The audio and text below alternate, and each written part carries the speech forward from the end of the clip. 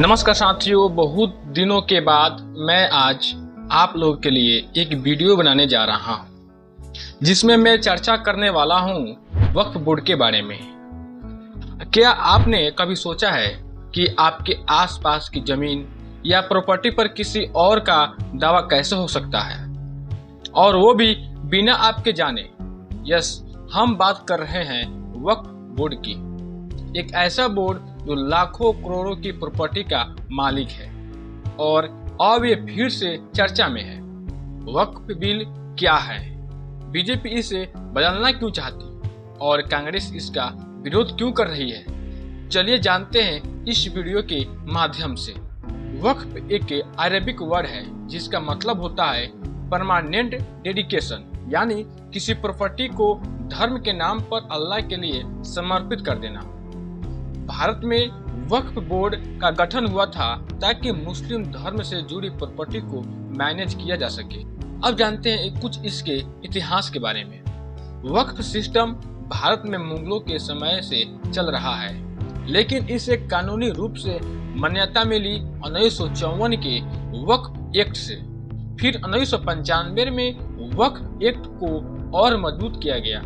भारत में सेंट्रल वक्फ काउंसिल भी बनी, जो पूरे देश की वक्फ प्रॉपर्टी पर नजर रखती है।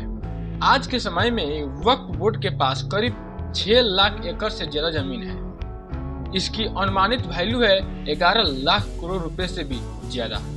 दिल्ली, मुंबई, चेन्नई, लखनऊ जैसे शहरों में करोड़ों की जमीन पर वक्फ बोर्ड ने दावा किया है और कई बार ये दावे विवादित भी रहे हैं। उदाहरण के तौर पे भोपाल में रेलवे स्टेशन की जमीन, लखनऊ में हजरतगंज की प्रॉपर्टी। अब जानते हैं कि वक्फ बोर्ड की फायदा और नुकसान के बारे में, कि आखिर इसका फायदा क्या है और नुकसान क्या है। वक्फ का मकसद है समाज सेवा, एजुकेशन, हेल्थ केयर और गरीबों की मदद करना।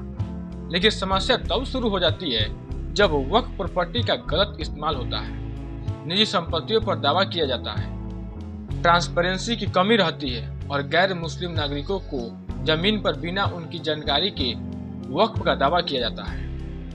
वक्फ का कानून और राजनीति के बारे में जानते हैं। वक्फ एक्ट के तहत वक्फ बोर्ड की प्रॉपर्टी को कोई आसानी से चैलेंज नहीं कर सकता। वक्फ ट्रिब्यूनल का फैसला फाइनल होता है और कई बार कोर्ट तक जाने की इजाजत नहीं होती है। यही कारण है कि इसे एक्स्ट्रा कॉन्स्टिट्यूशनल पावर भी कहा जाता है। अब बीजेपी चाहती है कि इस कानून को बदला जाए। बीजेपी का कहना है कि वक्फ बोर्ड को बहुत ज्यादा अधिकार दे दिए गए हैं, जिससे बाकी समाज के लोग प्रभावित होते हैं। बीजेपी की आरोप है कि वक्फ कानून सेक्युलर सिस्टम के खिलाफ है। वो इसे या खत्म करना चाहती है या पारदर्शी बनाना चाहती है। वहीं कांग्रेस इसका विरोध करती है और कहती है कि यह कानून अल्पसंख्यकों की धार्मिक स्वतंत्रता की सुरक्षा करता है। दोस्तों, वक्फ बोर्ड एक ऐसी संस्था है जो धर्म के नाम पर बनाई गई, लेकिन अब कानून, पॉलिटिक्स और जमीन के विवाद में फंस चुकी है।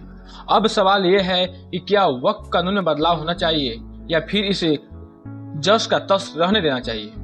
दोस्तों, अभी बिल पास हो चुका है और इसमें कानूनी बदलाव किए जाने वाले हैं। जैसे कि अगर वक्फ बोर्ड किसी संपत्ति पे अपने अधिकार जमाता है और किसी संपत्ति पे अपना अधिकार जमाता है, तो अगर किसी व्यक्ति का जमीन है बट वह देना नहीं चाहता है, तो वह अपनी फाइलें, अपनी जरूरी कागजातें वो लेकर जाकर केस लड़ सकती है कोर्ट में। अब जानते हैं कि वक्फ विवाद का समाधान क्या है। सबसे पहला सॉल्यूशन है कि ट्रांसपेरेंसी करना। हर वक्फ प्रॉपर्टी को डिजिटल रिकॉर्ड में लाना चाहिए, पब्लिक एक्सेस देना चाहिए ताकि लोग जान सके कि कौन सी जमीन वाकई वक्फ की है। दूसरा, न्यूट्रल ट्रिब्यूनल और कोर्ट रिव्यू। वक्फ ट्रिब्यूनल के फैसलों को हाई कोर्ट या सुप्रीम कोर्ट में चैलेंज किया जा सके ताकि किसी के साथ अन्याय ना हो।